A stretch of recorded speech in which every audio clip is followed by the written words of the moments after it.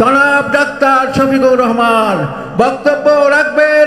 Doctor Shafiqur Rahman.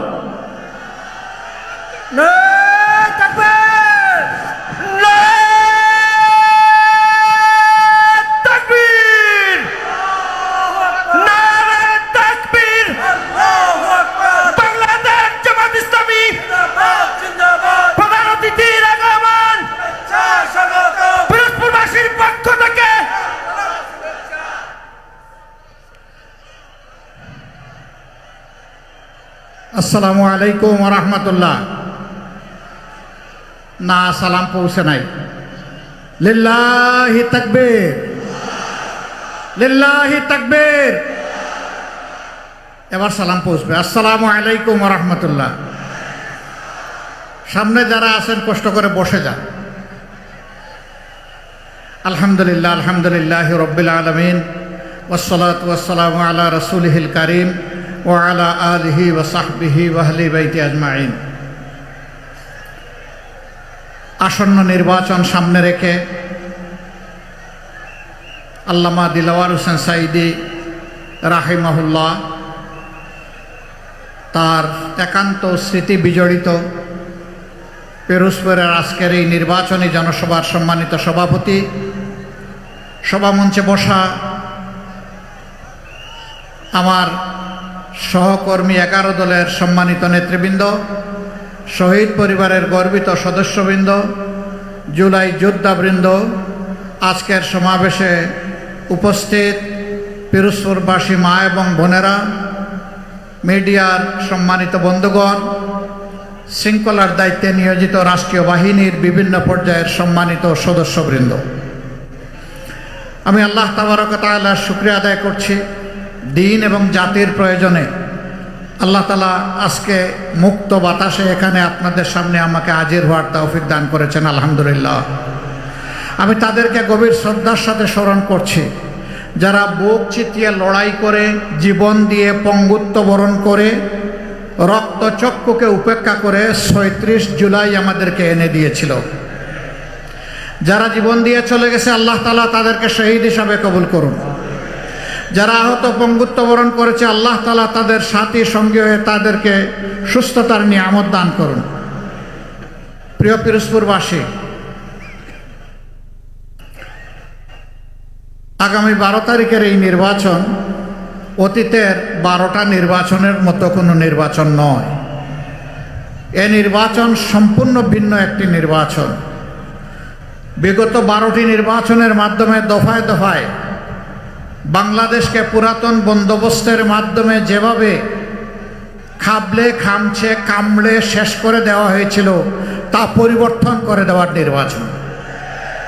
নতুন বাংলাদেশ জাগিয়ে তোলার নির্বাচন, ৩৭-এর যোদ্ধাদেরকে সম্মান করার নির্বাচন, যুব সমাজের আকাঙ্ক্ষা পূরণের নির্বাচন, আমাদের মা বোনদের গর্বের প্রশান্তির ইজ্জতের নিরাপত্তার বাংলাদেশের নির্বাচন, শিশুর জন্য বেড়ে ওঠার নির্বাচন, শিশুর স্বপ্ন বাস্তবায়নের নির্বাচন, এদেশের কামার কুমার তাঁতি মুঠে মাঝি শ্রমিক কৃষক সকলের স্বপ্ন বাস্তবায়নের নির্বাচন। জিজ্ঞাসা করবেন এর আগে তাদের স্বপ্ন বাস্তবায়ন হয় নাই? না, হয় নাই। হয় নাই বলেই বাংলাদেশের 28 লক্ষ কোটি টাকা কেবল গত 15.5 বছরে চুরি করে বিদেশে পাচার করা হয়েছে। সেই টাকা ফিরিয়ে আনার নির্বাচন, এই বাংলাদেশকে সুষম উন্নয়ন উপহার দেওয়ার নির্বাচন। কোনো মামু খালুর টেলিফোনে কোথাও কোনো আর উন্নয়ন হবে না সেই দ্বারা বন্ধ করে দেওয়ার নির্বাচন, ইনসাফের ভিত্তিতে উন্নয়ন হবার নির্বাচন, যুবকদের হাতে মর্যাদার কাজ তুলে দেওয়ার নির্বাচন, বেকার ভাতার লোভ বন্ধ করে দেওয়ার নির্বাচন।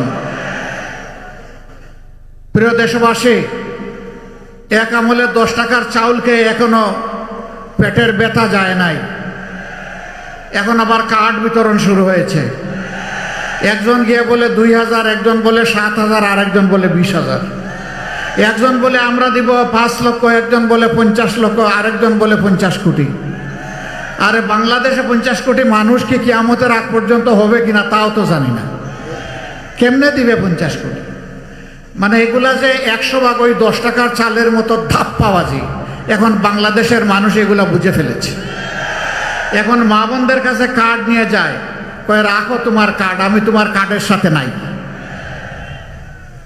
মা বোনরা বলে যাদের হাতে আমাদের ইজ্জতের নিরাপত্তা নাই, আমার সন্তানের জীবনের নিরাপত্তা নাই, আমার ছেলে মেয়েদের বেঁচে থাকার অধিকার নাই, তাদের এই কার্ডের আমাদের কোনো প্রয়োজন নাই। আজকে বাংলাদেশের বিভিন্ন জায়গায় আপনারা দেখেছেন, বড় আফসোস, আমাদের মা বোনদেরকে একটা দলের লোকেরা বিভিন্নভাবে অপমান করে। এদেশ মুসলমানের দেশ, এই দেশে হেজাব পরা এবং নেকাব পরাকে নিষেধ, অপরাধ নাকি আল্লাহর বিধান?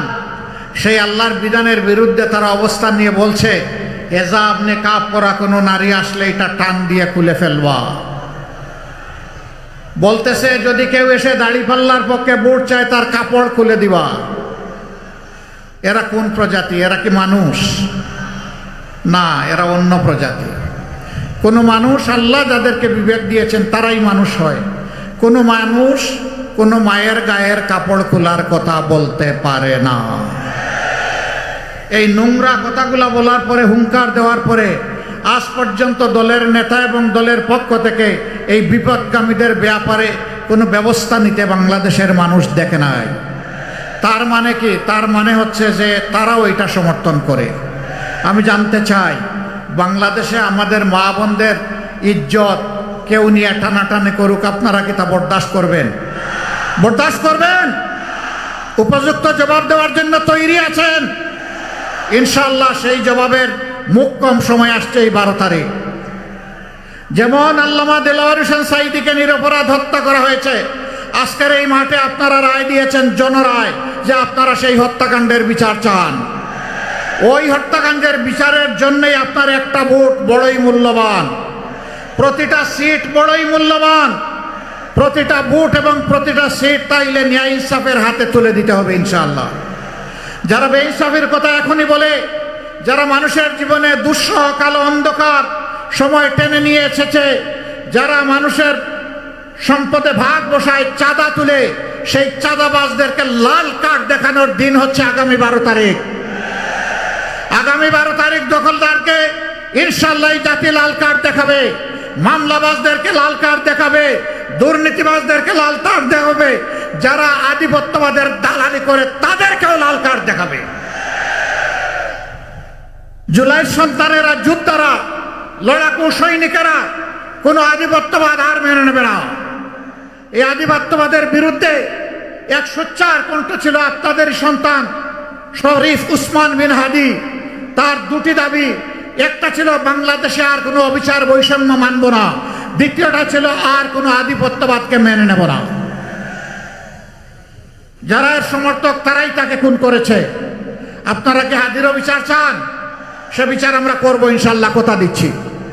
শুধু হাদির না, আবরার ফাহাদ থেকে শুরু করে আবু সাইদ, মুগ্ধ, হাদি, এই যুদ্ধে যারাই শহীদ হয়েছে ইনশাআল্লাহ তাদের বিচার আমরা করব। সম্মানিত পিরোজপুরবাসী, আপনাদের কাছে একটা ভোট চাই, প্রত্যেকের একটা ভোট চাই। সেই ভোটটা হবে ন্যায় এবং ইনসাফের পক্ষে। কোন ইনসাফ? যে ইনসাফ একজন সাধারণ গরিব মানুষের জন্য অপরাধ করলে যে বিচার হবে, রায় হবে, শাস্তি হবে। দেশের প্রেসিডেন্ট, প্রধানমন্ত্রীও যদি অনুরূপ কোনো অপরাধ করেন ইনশাআল্লাহ তাদেরকে আমরা ছাড় দিয়ে কথা বলবো না। একই বিচারের আওতায় তাদেরকে আনা হবে ইনশাআল্লাহ। প্রিয় বাংলাদেশের 18 কোটি মানুষের সম্পদ চুরি করে বিদেশে যারা পাচার করেছে, 28 লক্ষ কোটি টাকা, আল্লাহ তাআলা এই দেশ সেবার সুযোগ দিলে ওদের মুখের বিদ দিয়ে হাত ঢুকিয়ে পেটের ভিতর থেকে তা বের করে আনা হবে ইনশাআল্লাহ। তা জমা হবে রাষ্ট্রীয় কোষাগারে, ব্যয় হবে ইনসাফের ভিত্তিতে। বাংলাদেশের যে এলাকা যতটা পিছিয়ে পড়েছে, বঞ্চিত হয়েছে, ইনশাআল্লাহ উন্নয়ন শুরু হবে ওখান থেকে। দেখা হবে না লাল নীল টেলিফোনের ঠেলা, দেখা হবে না কে প্রেসিডেন্ট, কে প্রধানমন্ত্রী, কে মন্ত্রী, এইটা দেখা হবে না। দেখা হবে না ন্যায্য এবং ইনসাফের ভিত্তিতে কোন এলাকা কোন জিনিসটা আগে পাওয়ার অধিকার রাখে। আমরা সেই ইনসাফের বাংলাদেশ করতে চাই। এই যাত্রা আপনাদেরকে আমরা সঙ্গী হিসাবে পেতে চাই। আমরা সাবধান করে দিচ্ছি, বাংলাদেশে অতীতের ইতিহাসের কালচার আর চলবে, অতীতের ইতিহাসের যে ভোটের সেই কালচার আর চলবে না। তোমার ভোট তুমি দিবে, আমারটা আমি দেব, স্লোগান ওইটা শেষ। আমারটাও আমি দিব, তোমারটাও আমি দেব, এটা আর চলবে না। আগামীতে যদি কেউ ভোট চুরির চিন্তা করে অথবা কোনো ইঞ্জিনিয়ারিংয়ের চিন্তা করে, যত বড় শক্তি হোক আমরা ছেড়ে কথা বলবো না ইনশাআল্লাহ। এ ভোটের জন্য লড়ে যাব। 18 কোটি মানুষের 12 কোটি 50 লক্ষ ভোট, এটাকে নিশ্চিত করা হবে ইনশাআল্লাহ। অতএব এখন থেকে পাহারা শুরু। আর কোনো চোরকে আমরা ছেড়ে কথা বলবো না। 2 নম্বর, আমরা যুবকদেরকে কোনো বেকার ভাতা দিতে পারবো না। যুবকরা কি আমাকে এখানে তাড়া করবেন? আপনারা কি চান? কি চান বলেন, কি চান? কাজ। ইনশাআল্লাহ হাতে আমরা কাজ তুলে দিব। তৈরি করেন, হাত তৈরি করেন।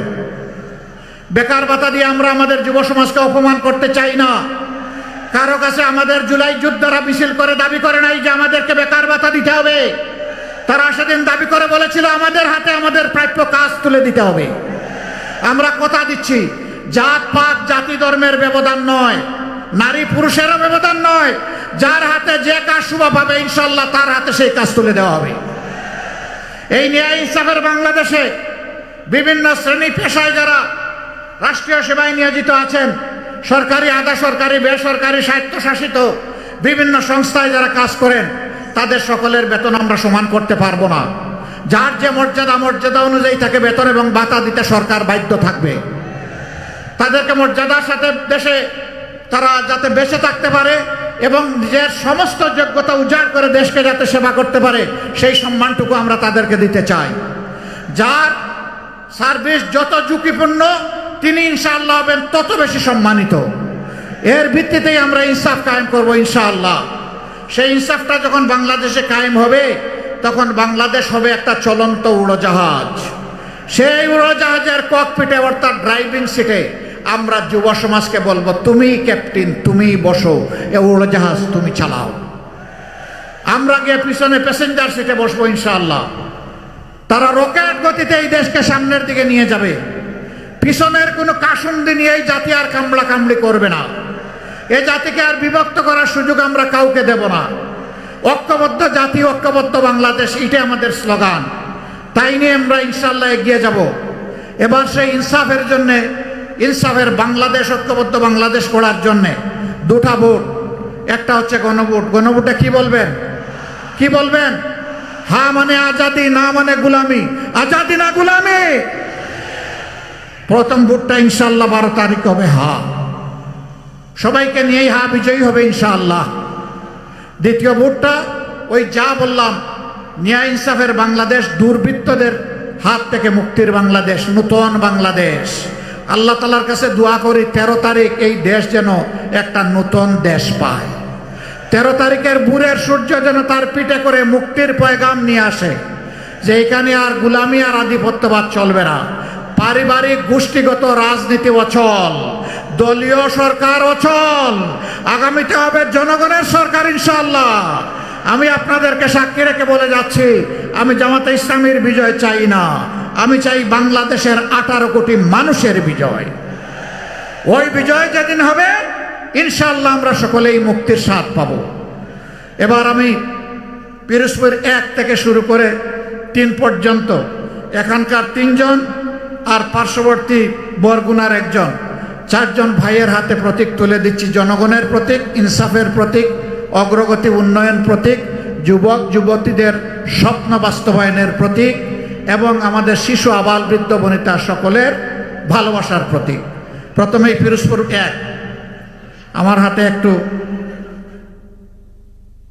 জি পিরোজপুর 1 এই আসো, এই আসো চাচা, ডান দিকে আসো। আমরা সবাই ডানপন্থী, বাম দিকে দিব না।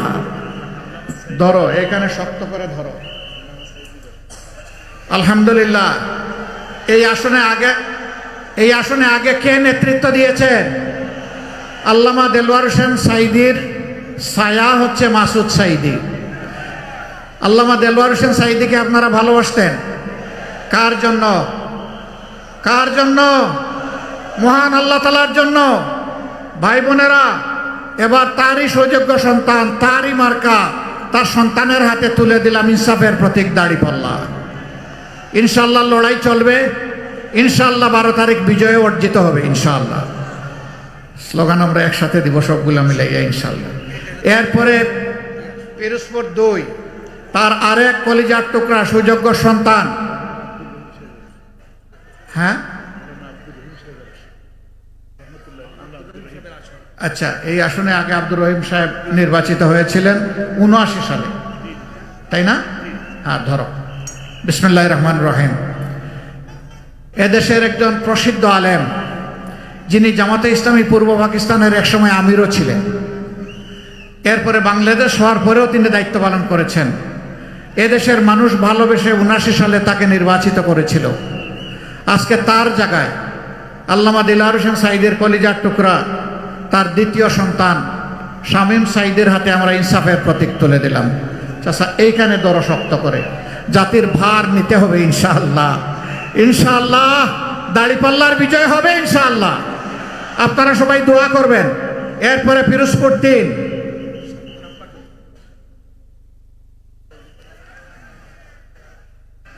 এখানে শাপলার একটা পাতা আছে আর তার উপরে একটা কলি আছে। 12 তারিখ ইনশাআল্লাহ এটা শাপলা হয়ে ফুটবে ইনশাআল্লাহ। ধরো, শক্ত করে ধরো। আমরা, তোমার পুরো নাম? ডক্টর শামীম হামিদের হাতে আমরা পাল্লা বদলে এখানে তুলে দিলাম শাপলা কলি। এখানে পাল্লার একজন ক্যান্ডিডেট ছিলেন, রাত দিন তিনি কাজ করেছেন, জমিন চাষ করেছেন। তিনি এসে আমাকে সালাম দিয়ে বললেন, আমি এটা শাপলাকে সমঝে দিয়েছি। তিনি বললেন যে আমাদের 90% সম্ভাবনা ছিল। আমি বললাম 12 তারিখ 90কে 100-এ নিয়ে যেতে হবে ইনশাআল্লাহ। আপনারা রাজি আছেন? কি প্রতীক ভাই? কি প্রতীক বলে? শাপলা কলি। ইনশাআল্লাহ শাপলা হয়ে ফুটবে ইনশাআল্লাহ, বিজয় হবে ইনশাআল্লাহ। আসুন এবার একটু স্লোগান তুলি আমরা। আচ্ছা, ও আচ্ছা, একটা রয়ে গেছে, আরেকটা রয়ে গেছে। বরগুনা 2 আসনের প্রার্থী বেতাগী আর বামনা, পাথরঘাটা, বেতাগী, এই 3 উপজেলা নিয়ে হচ্ছে বরগুনা 2 আসন। এই আসনেও আমরা ইনসাফের প্রতীক দাঁড়িপাল্লা। একজন বিশিষ্ট সমাজসেবক এবং যার রক্তে 16 আনা মানব সেবা এবং সমাজসেবা, আমার বড় ভাই ডাক্তার সুলতান আহমদের হাতে আমি দাঁড়িপাল্লা তুলে দিলাম। প্রতীক আছে? কোন সে প্রতীক? একটু জোরে, জোরে সুরে, আরো জোরে। সবগুলা পাল্লা উঁচিয়ে ধরো, শাপলা কলি উঁচিয়ে ধরো। সবাই সামনে আসেন, সামনে আসেন, সামনে আসেন। এই পাল্লার মধ্যেই শাপলা কলি আছে, কারণ আমরা 11 দলে এক হয়েছি। যেখানে যে মার্কা, এটাই আমাদের পাল্লা, এটাই আমাদের শাপলা কলি, এটাই আমার টেবিল, এটাই আমার রিক্সা, এটাই আমার বই, এটাই আমার ছাতা, এটা যত ইয়ে আছে সবগুলা এই 11টা এক জায়গায় ঢুকে গেছে। লিল্লাহি তাকবীর, লিল্লাহি তাকবীর, ইনকিলাব, ইনকিলাব, জিন্দাবাদ, জিন্দাবাদ। আর ভাই একটু জোরে বলবেন, প্রতীক আছে? কোন সে প্রতীক? আরো জোরে। 12 তারিখ ইনশাআল্লাহ সকাল সন্ধ্যা সারাদিন ইনশাআল্লাহ বিজয়মালা ইনশাআল্লাহ। মাশাআল্লাহ তাআলা আজিম। শাপলা কলির আওয়াজ আগেই দিয়েছি। শাপলা ইনশাআল্লাহ, শাপলা কলি শাপলা হয়ে ফুটবে ইনশাআল্লাহ। আমরা আশা করি আপনারা 3টা আসনই আমাদেরকে উপহার দেবেন। পিরোজপুরবাসী কথা দিয়ে যাচ্ছি, আপনাদের এই উপহারের ইনশাআল্লাহ প্রতিদান দেওয়ার জন্য আমরা বাধ্য থাকব। আল্লাহ যেন আমাদেরকে সেই শক্তি দান করেন। এনসিপির পক্ষ থেকে আমাকে এটা দেওয়া হয়েছে, আমি মোবারকবাদ জানাই। আমি ঝালকাঠিতে গিয়েছিলাম, তারা আমাকে দিয়েছে শীতল পাটি। সেখানে কারিগররা শীতল পাটি নিয়ে আসছে। আমি তাদেরকে সম্মান জানানোর জন্য বললাম যে শীতল পাটিটা খুলে দাও। তারা খুলে দিল, আমি একটু ঘুমাইয়া পড়লাম। তারপরে সেখান থেকে এসে আপনাদের এখানে হাজির হয়ে গেলাম। আল্লাহু আকবার। এবার শেষ স্লোগান, ইনকিলাব জিন্দাবাদ। আসসালামু আলাইকুম ওয়া রাহমাতুল্লাহ। স্লোগানটি হবে ইনকিলাব ইনকিলাব।